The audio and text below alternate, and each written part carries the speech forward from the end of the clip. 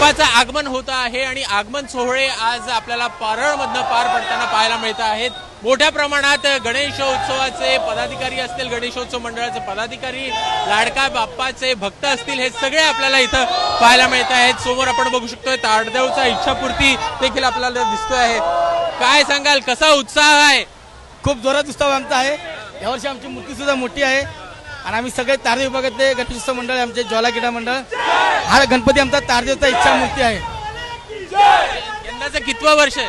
42 42 42 काय देखावे असणार, काय वैशिष्ट्य असणार आहे? मेन देखावा मूर्ती, आमची मूर्ती मेन मूर्ती आहे देखावा आमचा।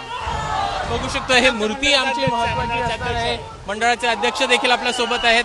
काय एकूण वैशिष्ट्य असणार आहे, कशा प्रकारे तुम्ही यंदाचा गणेशोत्सव साजरा करणार आहात? यावर्षी आमच्या इथे वेगळी परंपरा आहे की सगळ्या आपल्या कुठल्या रूपामध्ये आपल्या एक द्वारकाधीशच्या रूपामध्ये असं एक मूर्ती काढली आपण।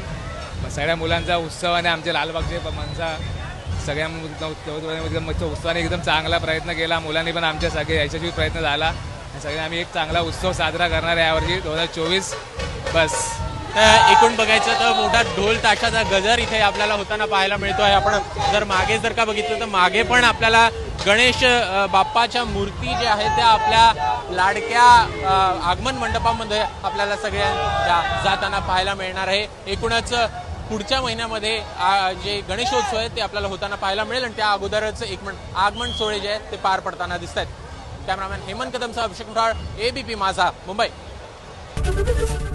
एबीपी माझा, उघडा डोळे बघा नीट।